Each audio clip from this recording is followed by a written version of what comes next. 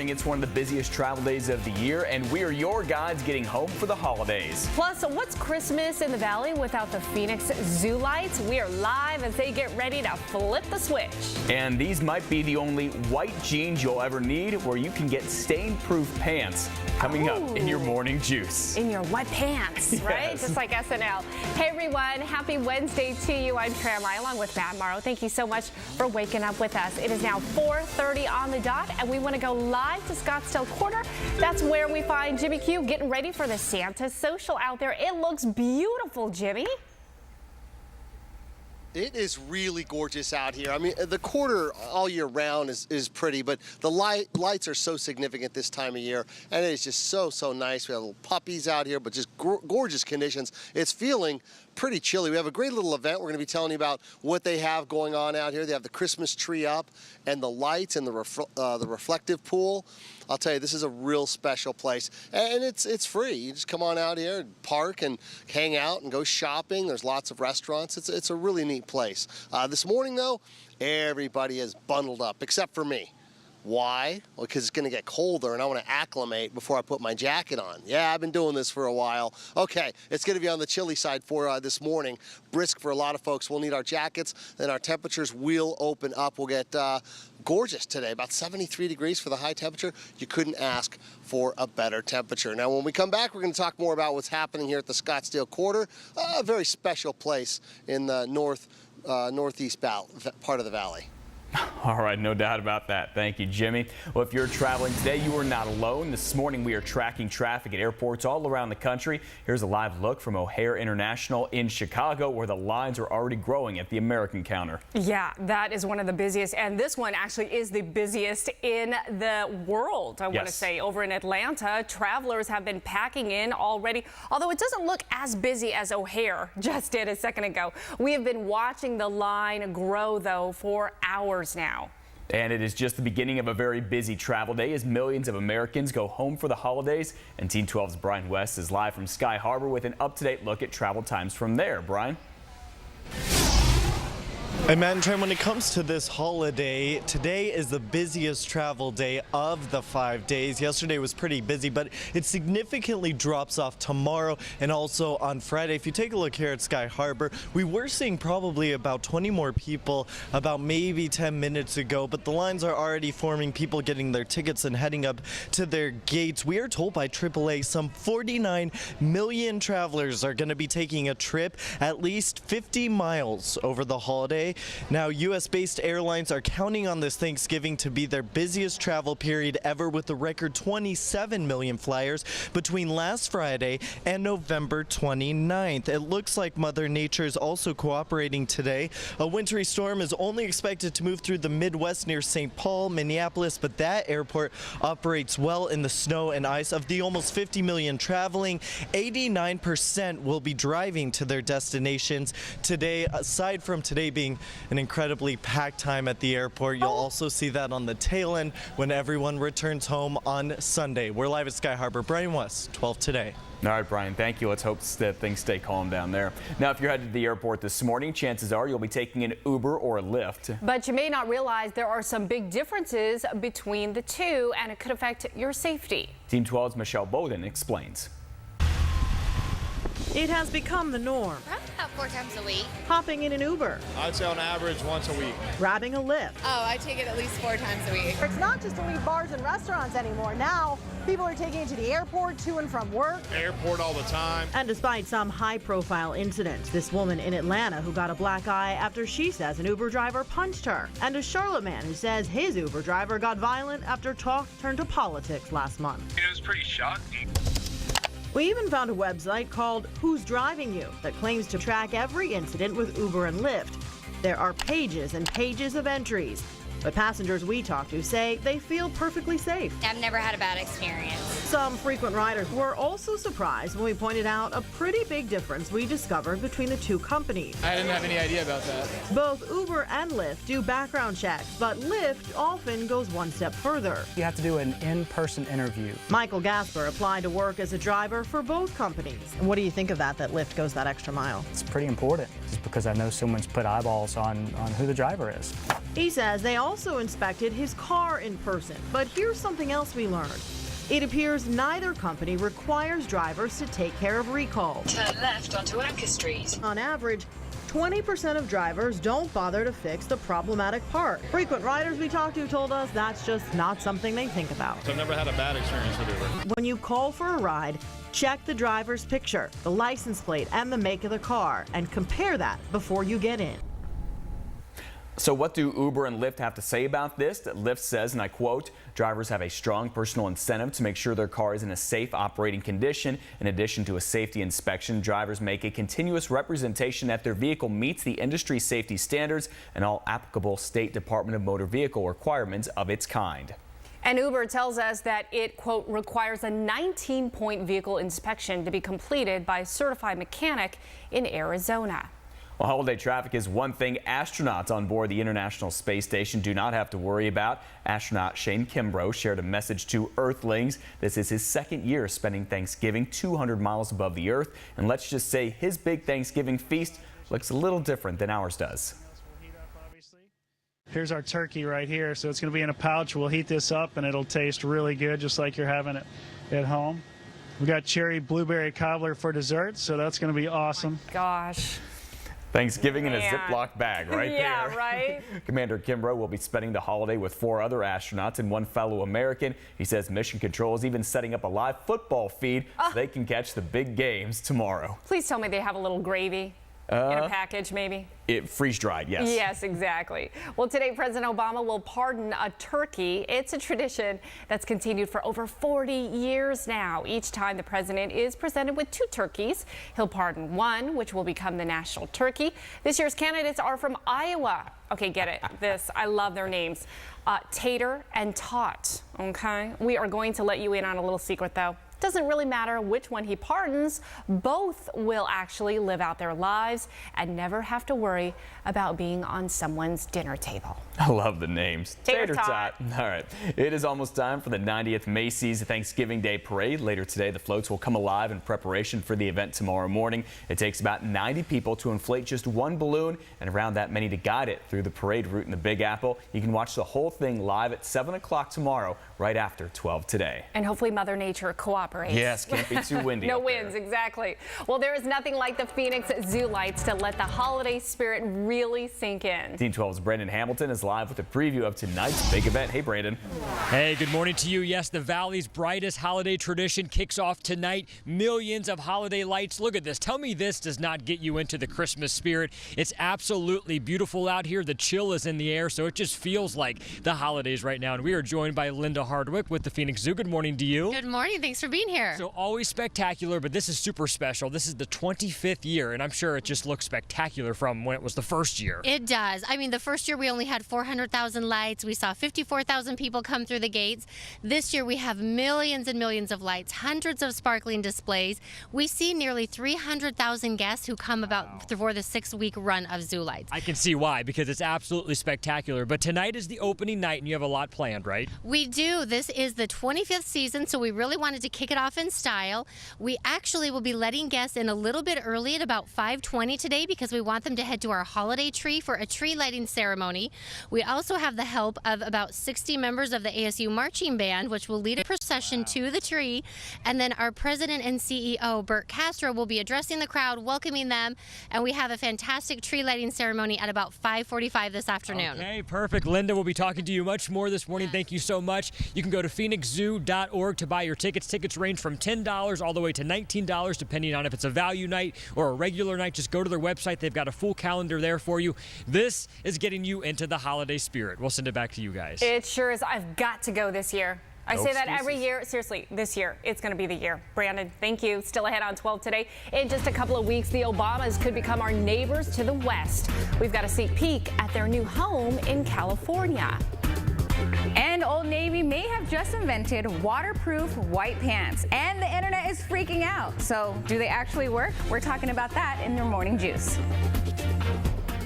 And a mingle in the jingling feet. That's the Jingle Bell Ride. Jingle bell, jingle bell, jingle bell rock. Jingle bell chime and jingle bell time. Dancing and prancing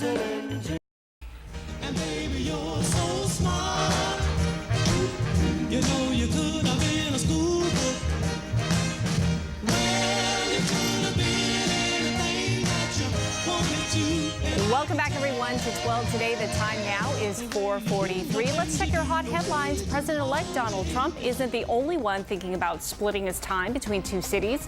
The Obamas are looking to become bi-coastal once they leave the White House with new homes in both D.C. and California.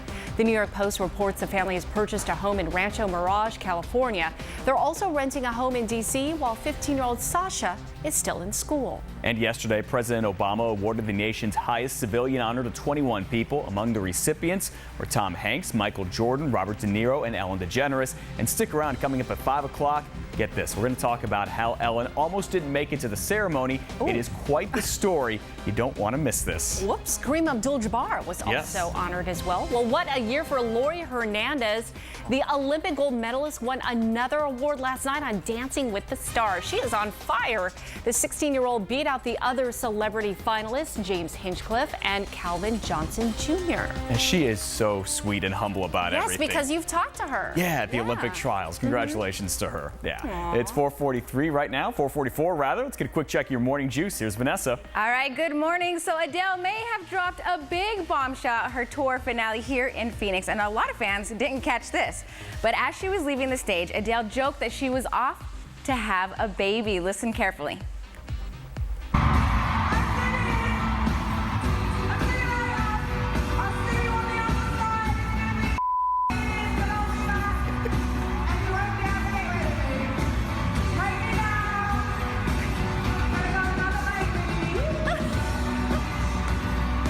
Did you catch that? She said it twice. Yeah. She said it twice to let everybody know. So this isn't the first time Adele hinted at having another baby. Back in October, she told fans her son was about to turn 4 and that she was already had baby on the brain. But she added that she wouldn't get pregnant until the end of the tour, well after 10 months and shows every night. It appears the time may be perfect for Adele and her longtime partner. All right, so congrats to them if they start working on it.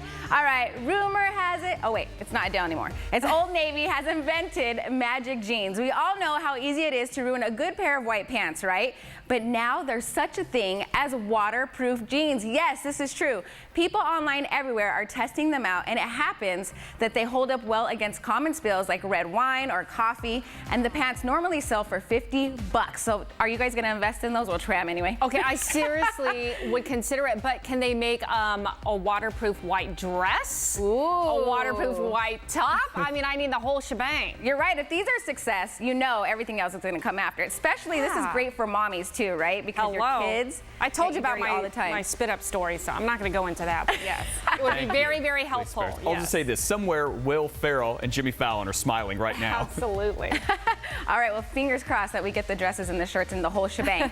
All right. It is time for your juicy question of the morning. The average woman has about 7 of these, but will only use 1. What is this? Oh, there's a lot of options for this, don't you think, Tram? Of these. Like a purse. I mean, yes, some kind of wardrobe. I could say a purse. An undergarment. Because that's so true with me. I have a lot of purses, but I always use the same one over and over. I was going to say purse. Yes. I was going to say purse. Necklace? No, jewelry we need to rotate. Yeah, we switch it off a lot. Yes. I don't know. Can't be shoes, of course. No, because we wear shoes all the time. Far more. 7 minimum. Yes, and you rotate those very often. Maybe it's something, it sounds bad, but in the kitchen, is there like a utensil that we have in the kitchen that we only use 1 of? Spatulas. No, there's no. If you cook a lot. You're talking to the food queen over here too. Jen, any guesses? What about lipstick color? I have a bunch of different colors of lipstick, but I never switch it up. Anybody I thought about that, but then I thought, well, I kind of switch it up. Yeah, I do too, depending on what you wear. Maybe you're above average, Tram. I don't know. I'll go with that. Out to the 202 East and westbound 24th Street, looking good this morning. A lot of folks probably packing up, getting ready to head out the door to the airport. The Valley is looking good. Unfortunately, though, we need to take you out to the East Valley. I saw several cop cars zooming past me in the eastbound lanes of the 202 this morning about an hour ago. That because of a crash, 202 eastbound at Williamsfield Road. The 2 left lanes are blocked because of that. Drive times, if you're heading out to the airport this morning, you shouldn't have any issues so far. Queen Creek Road to 7th Street only taking you about 20 minutes, guys, on the 10 westbound. All right, Jen, thanks so much. It is 4:48, and we want to check in with our own Jimmy Q, who is live at Scottsdale Quarter, one of my favorite places there, Jimmy. Okay, but you've got the gloves, but short sleeves? I don't get it. Who does that? Okay, get this. I'm acclimating because I know I've done this before and the temperature is going to keep getting colder and colder. So I'm going to acclimate. The gloves are fine. I'm going to break the jacket out in about half an hour when it really starts to get cold, because if you have the jacket on right now and you stay outside, you're going to start to freeze. But we're out here at the Scottsdale Quarter, and they're already acclimating with warm conditions. Very nice out here. Lots and lots of carolers. There's going to be so much happening out here. Allison, how are you doing this morning? What do we have new at the Scottsdale Quarter? Well, we have a couple of new stores. Flywheel is one of our newest spots. It's a spin studio. Bonobos opened last Friday, which is a men's store. And this Saturday is our holiday kickoff event, so we're super excited. Okay, when people come out here Saturday, just beautiful lights. The scenery is just incredible out here. And lots of restaurants as well people can go to, coffee shops, and carolers. Who are the carolers there? The carolers are awesome. We work with them every year. They'll be here on Saturdays and Sundays in December. We have Santa here this weekend starting at noon, free photos, adoptions with the Arizona Animal Welfare League, dogs and puppies. Okay. We are showing Home Alone at 6:30. Our official tree lighting is at 6 o'clock, so we have a full day. Okay, it's going to be a big day. We're going to be previewing this all day long, all morning long, that we're here for the next couple of hours. It's going to be chilly out here for this morning. Then our temperatures are going to slowly start to move up to about 73 degrees. Should be beautiful for today. Tomorrow, middle 70s. High pressure is really going to warm us up and keep us nice. Thanksgiving will just be beautiful for tomorrow, about 76 degrees, a nice brisk start. And then a slight chance of sprinkles coming in Sunday and Monday. We're going to be eyeing that very closely as well. I'm going to head to the truck. It's about time to get my jacket out, but beautiful out here in the Scottsdale Quarter. And Tram, you always talk about how this is one of your favorite places. Yes, Jimmy. And you know what? Matt was super excited about that new men's clothing store, Bonobos. So that's pretty cool. A little something for everyone out there. Well, hitting the road today, you could be on someone else's radar. Why Arizona drivers are consistently called the worst. That's coming up in just 3 minutes in the Morning Mix. Stay with us, everyone.